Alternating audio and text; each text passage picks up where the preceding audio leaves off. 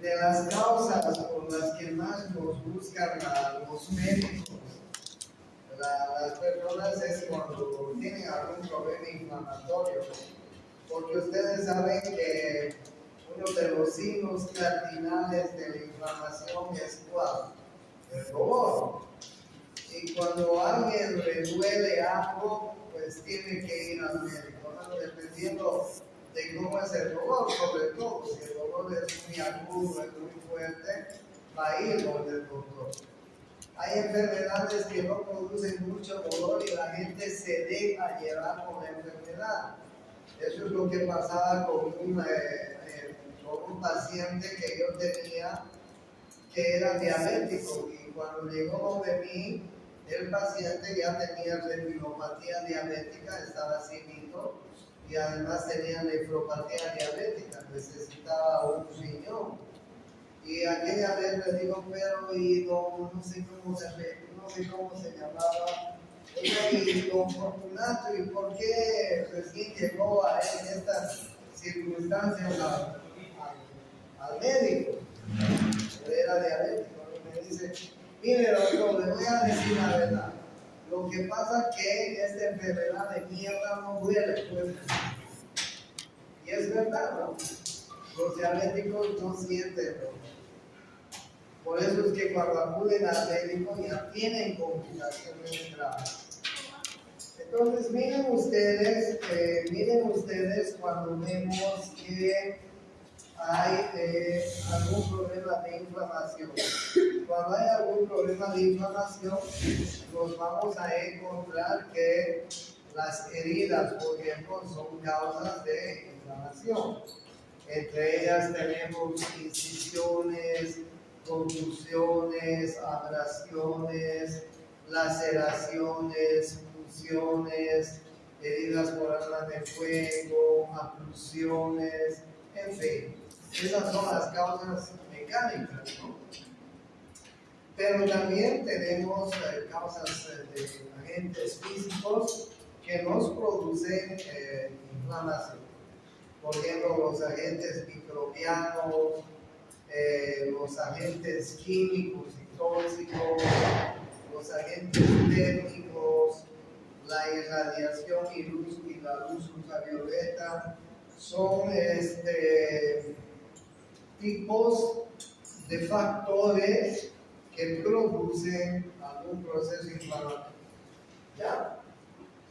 Entonces, bien, cuando hay una inflamación hay una lesión celular.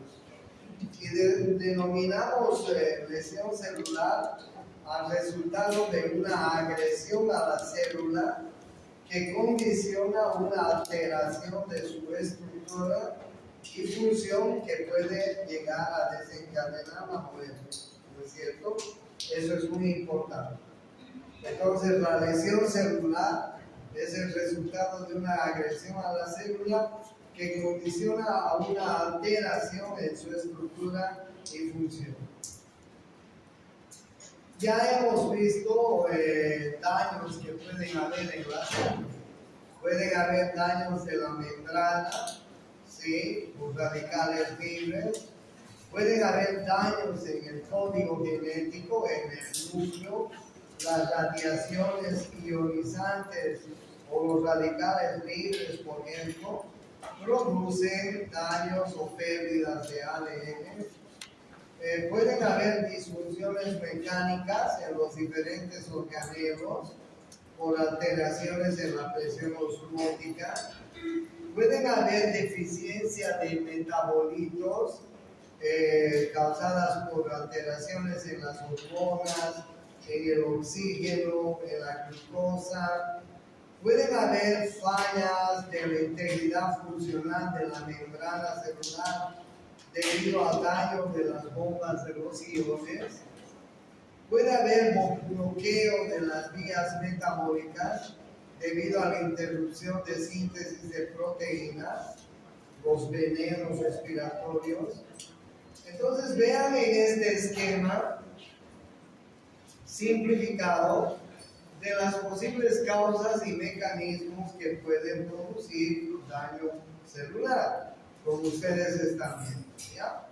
Estos daños celulares, cualquiera que sean ellos, cualquiera que cause daño a la membrana, al núcleo, a alguna otra organela de la célula, en fin, nos va a llevar a varias conclusiones o condiciones, si quieren. Entre ellas, por ejemplo, está la necrosis, ¿no? Denominamos necrosis, ustedes vean, al proceso que sigue a una lesión celular, originando una pérdida de integridad de las membranas celulares, con entrada de sodio y agua que produce edematización y muerte por estallido de una célula. La necrosis condiciona siempre una respuesta inflamatoria local que puede afectar a las células vecinas. Estamos totalmente de acuerdo, ¿no? Que las anteriores lesiones o daños que les he mostrado que puede haber a la célula, cualquiera de ellos puede condicionar a la necrosis celular. Y la necrosis pues es una lesión irreversible. Pero también se puede dar la apoptosis, ¿no? La apoptosis es un proceso de muerte celular programada. Miren qué interesante entre el primer término y apoptosis. Muerte celular programada con gasto de energía que genera un encogimiento progresivo de la célula hasta su ruptura total en los denominados cuerpos apoptóticos y que no provocan proceso inflamatorio. O sea, ¿cuál es la diferencia entre una muerte celular, una necrosis y una muerte celular, y una apoptosis programada, donde también hay muerte? Que la apoptosis, que es un proceso en el cual muchas células intervienen cuando llegan a su término de vejez, por ejemplo, muchas de las células van a programar una muerte programada, pero sin alterar la estructura del tejido, sin alterar la estructura del órgano. La apoptosis es una muerte programada. Miren qué interesante, ¿no? Imagínense los glóbulos rojos, por ejemplo, tienen aproximadamente 90 días de vida, ¿no? Cuando un glóbulo rojo llega al término de su vida, va a tener una apoptosis, una muerte programada. No va a producir inflamación, no va a producir ningún daño en ninguna parte del cuerpo. Y más bien, los restos que queden de ese glóbulo rojo van a ser reutilizados, van a ser reciclados por otros órganos para volver a formar glóbulos rojos. La hemoglobina se reciclará, el hierro se reciclará, etcétera, ¿no? Entonces, miren la diferencia que hay entre una necrosis por daño celular y una apoptosis, que es una muerte celular programada. La apoptosis, además de que puede activarse como respuesta a una agresión, representa también un mecanismo de control celular que mediante su autodestrucción permite recambiar las células envejecidas, manteniendo el tamaño de un órgano o tejido, o bien eliminar aquellas células con daños en su ADN, impidiendo así la perpetuación de una célula con alteraciones genéticas.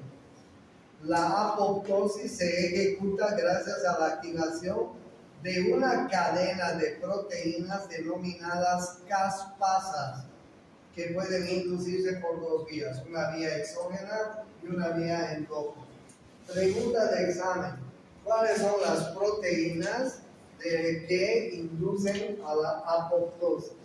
¿Okay? Pregunta de examen. La respuesta es caspasas. Y las caspasas actúan por dos vías, por vía endógena y por vía exógena. No se olviden. ¿Ya? Bien, ¿qué es una inflamación? Es una reacción de un tejido vivo vascularizado frente a una agresión local. Pero teniendo en cuenta esto, ¿no?, que hay necrosis y muerte celular, que eso sí va a producir un proceso inflamatorio, y también en las células existen los procesos que se denominan apoptosis, ¿ok?, que es la muerte celular programada en ciertas células. Entonces, la inflamación es la reacción del tejido vivo vascularizado frente a una agresión local. Y la inflamación puede ser de dos tipos, como ustedes pueden ver. Una inflamación aguda, que se refiere o que tiene dos fases, una fase vascular y una celular, y una inflamación crónica que tiene una fase granulomatosa. Va a ir hacia una fase granulomatosa la inflamación crónica. En cambio, la inflamación aguda va a tener primero una fase vascular y segundo una fase celular. Vamos a ir viendo. ¿Cuáles son las causas más comunes de un estado inflamatorio? Infecciones, claro que sí. Miren ustedes todas las inflamaciones que hemos tenido, todas las infecciones que hemos tenido últimamente en la vida, que ustedes ya han tenido la experiencia, ¿no? El COVID, el dengue, infecciones que nos han producido procesos inflamatorios tan graves que incluso ha costado la vida de mucha gente, ¿no es cierto? Trauma físico, agentes mecánicos, reacciones inmunes pueden ser las causas comunes de inflamación, de estados inflamatorios. Miren ustedes cuando hay una inflamación aguda, ¿qué pasa en la fase vascular? Imagínense que el flujo sanguíneo está corriendo normalmente en los vasos sanguíneos, ¿ok? No hay ninguna alteración, el flujo sanguíneo está normal en todos los vasos y de pronto aparece un agente inflamatorio, ¿sí? Inmediatamente, ¿qué pasa cuando un agente inflamatorio lesiona un vaso sanguíneo? Pues va a disminuir el flujo sanguíneo.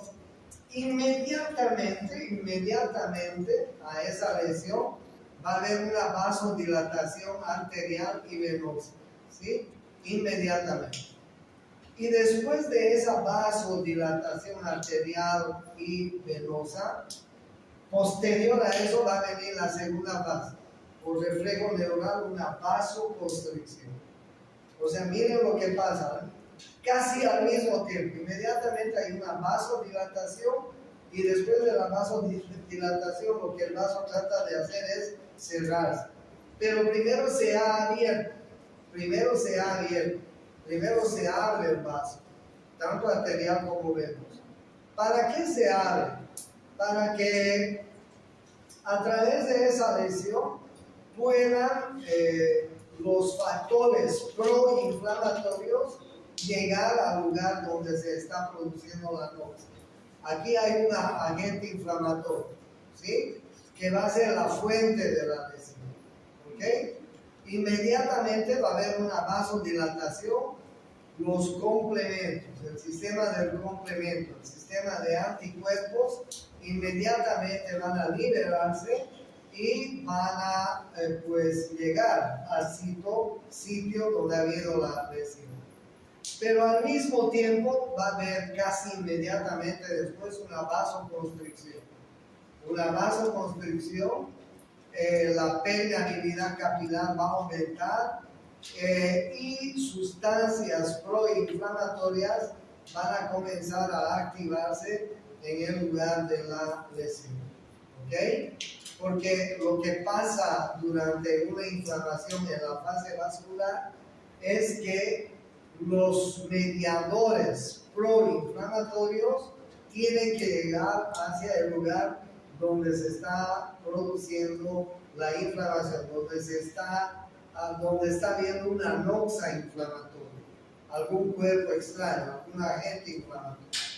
Esa es la fase aguda y vascular que hay en una inflamación. Luego viene la fase celular. La fase celular de la inflamación, que está dada por la marginación y pavimentación, por la migración, por el reconocimiento y la fagocitosis. ¿Ok? Miren ustedes, les voy a mostrar en esta célula. Marginación, rodamiento y adhesión. Aquí hay un vaso que se ha lesionado. Ya les he hablado que primero hay una vasodilatación inmediata para que los mediadores proinflamatorios lleguen acá. Y después hay un cierre de aquel vaso, porque lo que va a hacer ese vaso es de no seguir sangrando, ¿no es cierto? O sea, la reacción natural de ese vaso es producir luego una vasoconstricción. Pero para eso los mediadores químicos ya se han activado. Miren ustedes cómo los diferentes mediadores químicos van a llegar al lugar de la noxa inflamatoria, ¿no? Ahí ustedes tienen células de mastocitos, neutrófilos, células proinflamatorias, en fin, las bacterias son liberadas en este lugar y entonces se va a producir una marginación, van a ser marginadas todas estas bacterias que se han producido acá, va a haber una diapénesis, es decir, todos nuestros neutrófilos van a movilizarse hacia esa lesión, va a haber una quimiotaxis, es decir, van a llamar a todas las células que van a intervenir en el proceso inflamatorio y finalmente algunas células especializadas van a comenzar la fagocitosis, ¿sí? Entonces, de esta manera se produce un proceso inflamatorio. Ahora bien, en el proceso inflamatorio, ¿hay mediadores? Claro que sí. Hay mediadores que son las células y que se llaman mediadores de preformado y mediadores sintetizados de nuevo. ¿Cuáles son los mediadores preformados? La histamina, por ejemplo, es un mediador que ya está formado en nuestra sangre. La serotonina, las enzimas lisosómicas son mediadores que pertenecen a este grupo de preformados. ¿Y cuáles son los sintetizados? Los mediadores que se sintetizan inmediatamente. Por eso se les llama sintetizados de nuevo. Miren ustedes, las prostaglandinas, los leucotrienos, el factor activador de plaquetas, las citocinas van a ser mediadores que se sintetizan en ese momento. Por eso pertenecen a este grupo que se llama sintetizados de nuevo. ¿Ya? Estos mediadores son mediadores celulares, como ustedes están viendo.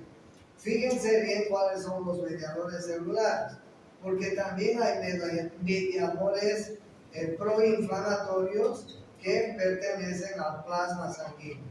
Y entre estos mediadores proinflamatorios que pertenecen al plasma están el sistema del complemento, el sistema de las ciminas o quininas también se llama, y el sistema de la coagulación, donde se van a activar los factores de la coagulación y van a producir una cicatriz, una fibrinólisis y cicatrización. Entonces miren ustedes que hay mediadores, tanto celulares como plasmáticos. Y dentro de los mediadores celulares, ustedes pueden ver los mediadores preformados y los sintetizados de nuevo. ¿Ya? Bien, entonces ahí ustedes tienen los mediadores, ¿no? Complemento, los autocoides, donde están las prostaglandinas y los leucotrienos, las quininas, donde están las bradicininas y las calicreínas, los factores de la coagulación, la histamina y la serotonina, las linfoquinas y los neutrófilos, los radicales libres del oxígeno. Miren ustedes la cantidad de mediadores proinflamatorios que se activan cuando tenemos un proceso inflamatorio, sea cualquier sea, no solamente traumático. Yo ya les he dicho, ¿no? Últimamente hemos tenido la experiencia de tener procesos inflamatorios producidos por virus. Ahí los hemos tenido al dengue, ahí los hemos tenido al COVID, en la cual todos hemos sido testigos de los procesos inflamatorios que han producido estos virus, tan graves que han sido capaces de matar a los niños, más de 70 niños que se han muerto en el lapso de un mes. Tan graves que han sido capaces de matar a gente grande, chica, etcétera, el COVID, por diferentes causas, ¿no es así? Sobre todo respiratorios. Entonces, miren ustedes los mediadores que se liberan y que pertenecen a diferentes tipos, como ustedes están viendo. El sistema del complemento, por ejemplo. El sistema del complemento es más o menos parecido al sistema al sistema de la coagulación. El sistema del complemento es una cascada del complemento que se activa por dos vías, una vía clásica y una vía alterna. Al término del complemento se ha activado este factor proinflamatorio que tiene su función que ya les voy a mostrar. Entonces, bien, el complemento se clasifica, se activa por la vía clásica, activada por la reacción ATG-ATC, por la vía alterna, activada por el complemento 3, activado por el complemento 5, también vía alterna. De todas maneras, lo que quiero mostrarles es que el complemento se activa por diferentes causas, ¿sí? Miren ustedes, ¿y qué hace el complemento cuando se activa? Miren ustedes, incrementa la permeabilidad vascular, el complemento C3A. El complemento C3B es, como ustedes están viendo, opsonímico. El complemento C5A aumenta la permeabilidad vascular y la quimiotaxis. El complemento 5, 6, 7 es quimiotáctico. El complemento 8, 9 causa lisis de la membrana celular de la loxia. O sea, miren ustedes el complemento cuando se activa, las diferentes reacciones que tiene en un proceso inflamatorio. El sistema de complemento es muy importante porque nos ayuda a combatir los elementos extraños que van a entrar a nuestro organismo. ¿Ya? Los autocoides. Los autocoides son otros mediadores inflamatorios. Y entre los autocoides tenemos las prostaglandinas y los leucotrienos, ¿ya? Que son metabolitos del ácido araquidónico. El ácido araquidónico es un elemento proinflamatorio importante que va a liberar los autocoides, y estos autocoides se pueden clasificar en prostaglandinas y en leucotrienos. Las prostaglandinas, hormonas de acción corta, actúan localmente y son eliminadas rápidamente, sintetizadas por tejido conectivo, sangre y células parenquimatoras. Y miren los leucotrienos, sustancias activas llamadas a liberar el sistema retículo endotelial.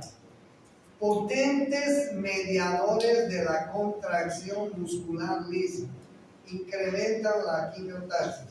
Los leucotrienos, les cuento, que actúan en la inflamación del músculo liso a nivel bronquial.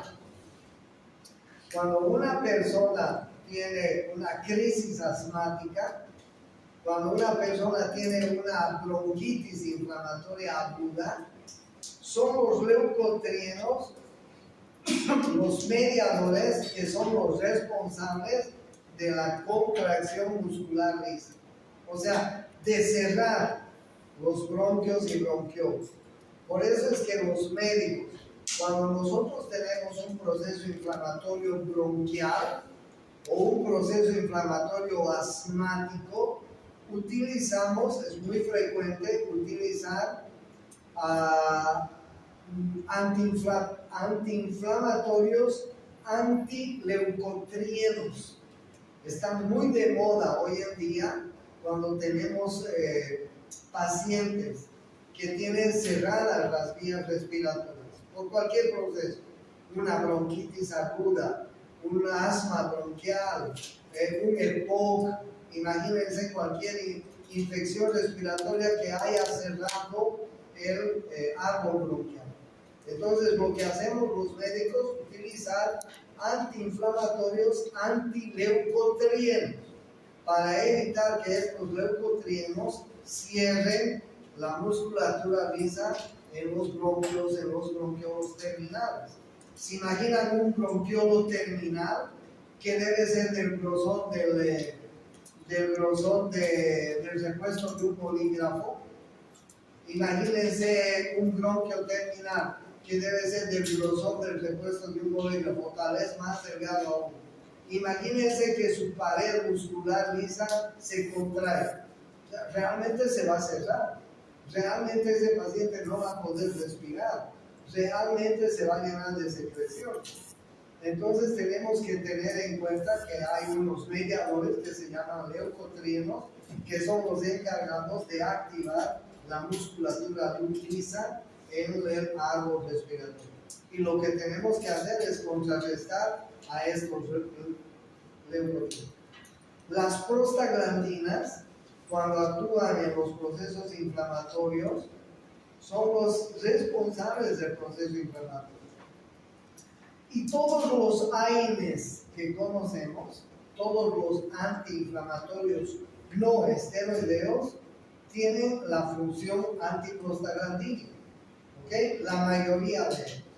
¿Por qué? Porque queremos que esa inflamación ceda, ¿no es cierto? Ceda. Porque si el proceso inflamatorio sigue, lo que podemos tener es consecuencias dramáticas si continuamos con el proceso inflamatorio. Por eso es que cuando tenemos un proceso inflamatorio, una de las características terapéuticas del médico es usar antiinflamatorios no esteroideos, los famosos AINES, ¿no es cierto? Que tenemos una montonera de AINES pues en el arsenal farmacéutico. ¿Ya? Otros mediadores, las quininas, por ejemplo, las bradiquininas, las calicreínas, que son también polipéptidos pequeños activados por la enzima calicreína, son vasodilatadores y quimiotánicos. Las calicreínas presentes en los líquidos corporales en forma inactiva, activados por acidosis, por fiebre, por el factor 12 de la coagulación en superficies anormales. ¿Y cuál es la función que tienen bradiquininas y calicreínas? Son vasodilatadores y quimiotánicos. ¿Ok? Sigamos.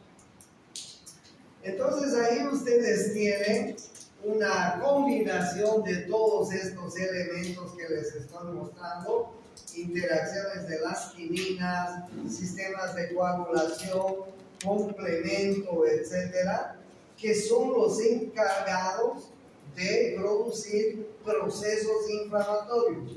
Ahora enseguida vamos a ver los puntos cardinales de la inflamación, que todos conocemos, ¿no es cierto?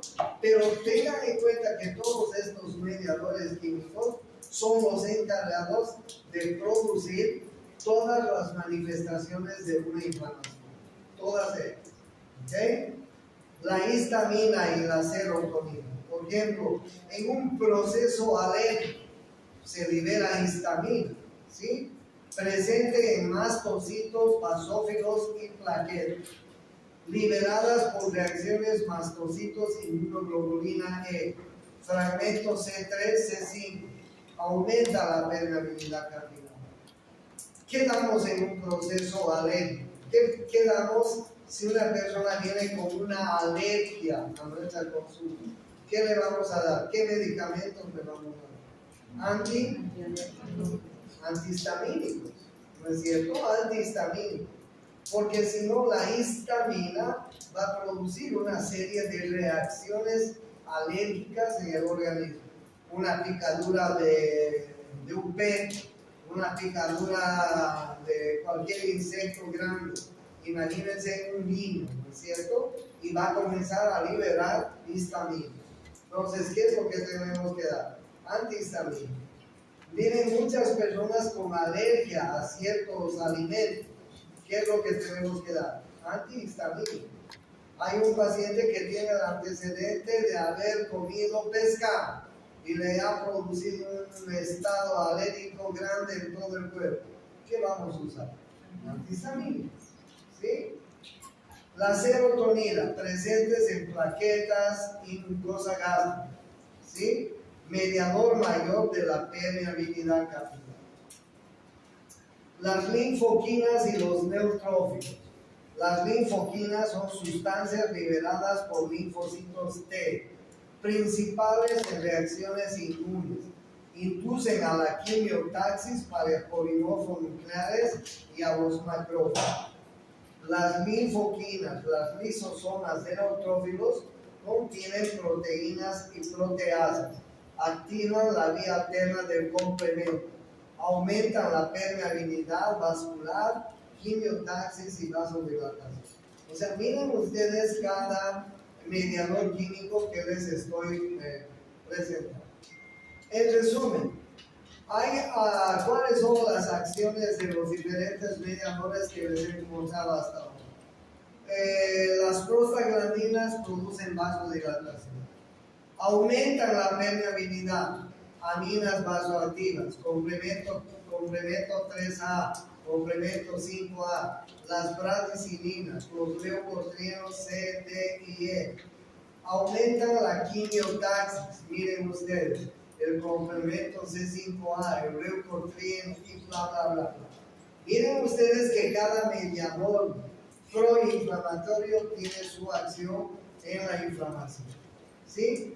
¿Quiénes son los encargados de fiebre? Los encargados de la fiebre son las prostaglandinas y los pirógenos endógenos.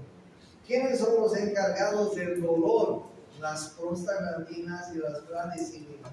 Por eso es que nosotros usamos los AINES, los analgésicos, porque generalmente tienen acción antiprostaglandínica. ¿Entienden? ¿Quiénes producen daño tisular? Neutrófilos, enzimas lisosomales macrofágicas, metabolitos gruesos. Entonces vean ustedes todos los mediadores químicos que intervienen en un proceso inflamatorio. ¿Ya? Por eso es que la inflamación puede tener una evolución media complicada, ¿no? Un proceso inflamatorio puede resolver hasta su resolución completa, puede producir una cicatrización si se trata de una herida o de una lesión en algún órgano, puede producir abscesos y puede producir inflamación. Todos estos productos mediadores químicos que les he presentado producen los signos cardinales de la inflamación. ¿No es así? ¿Y cuáles son los signos cardinales de la inflamación? Todos sabemos, todos conocemos. Si hay vasodilatación, va a haber calor. Si hay vasodilatación, va a haber rubor.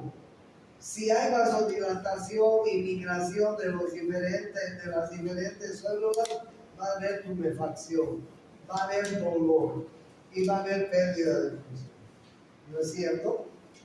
¿Y cuál es la principal motivación para que los pacientes nos busquen?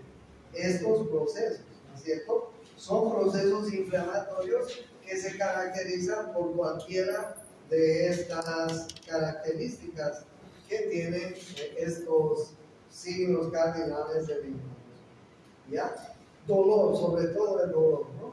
Cuando el paciente está muy adolorido y no puede calmar su dolor, tiene que ir donde el médico. Cuando el paciente tiene una gran tumoración, se le ha hecho un absceso y no puede por sí mismo curarlo, va a tener que buscar. ¿Sí? O si tiene pérdida de función. va a tener que buscar. Miren ustedes que los procesos inflamatorios son muy importantes, la causa de que la gente busque a los médicos, y ya saben por qué se produce este proceso inflamatorio. Porque hay mediadores químicos que son liberados cuando hay una noxa, y estos mediadores químicos, que son muchos, pues producen todas estas reacciones que nosotros estamos viendo. ¿Ya?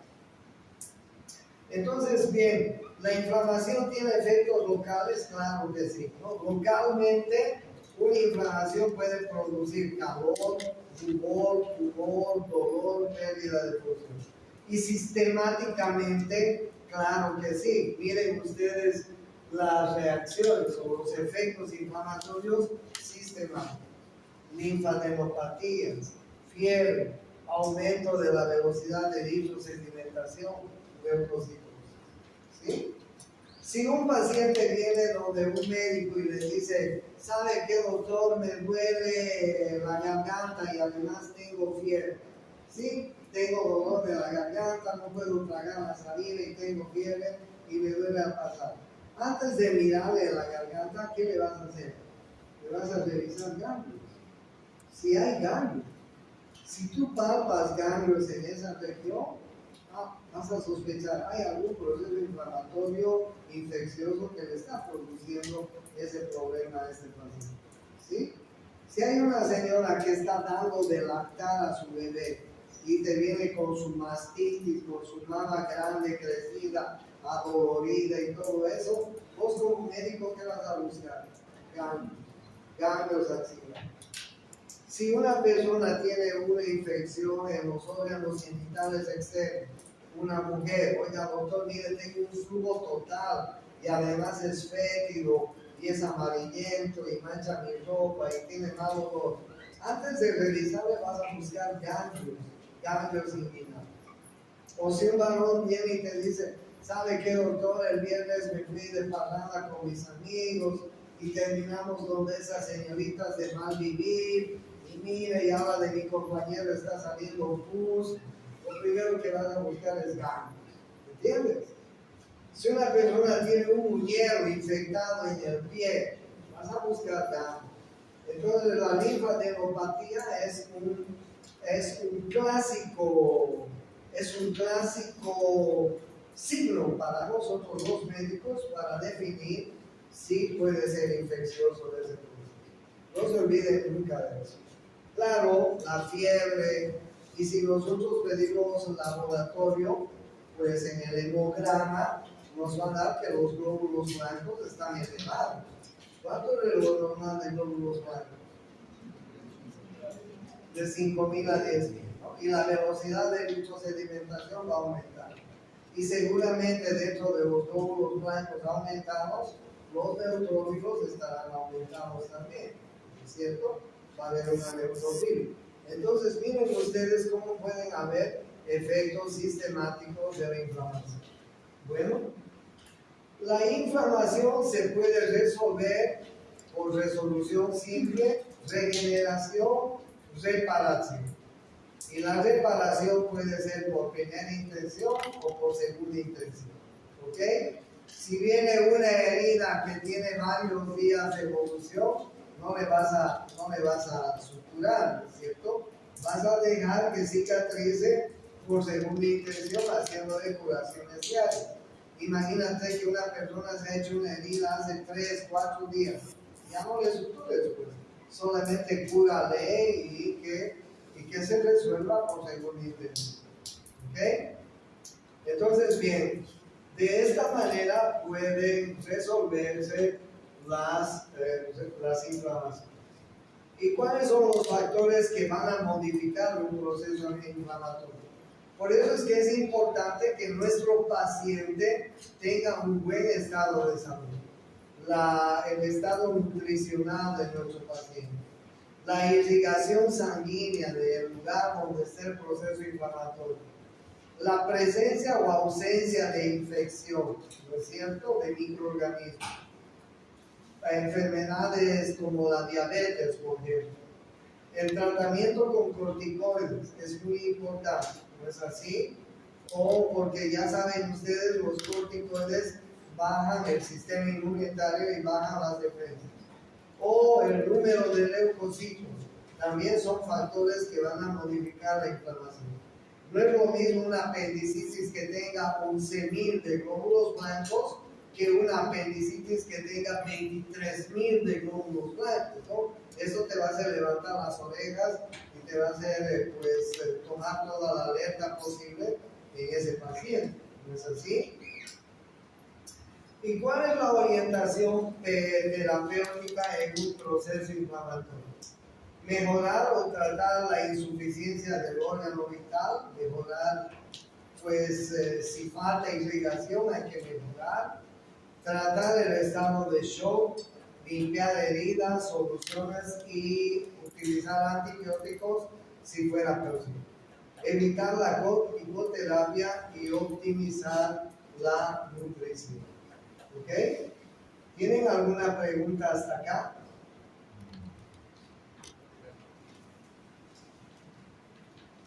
Bien, Bueno, entonces miren ustedes, esto es para la siguiente clase. Entonces ustedes pueden ver ahí que mediadores de inflamación hay de diferentes layers, de diferentes tipos. ¿Ok? Nos quedamos aquí. Estoy siguiendo el texto oficial de la materia. Por favor, hay un texto oficial de la materia que vamos a basarnos en ese texto oficial. Y para los exámenes de la misma manera. El texto oficial está en el pequeñito. ¿Qué? No, hay uno que dice texto oficial. Hay uno que dice texto oficial de la materia.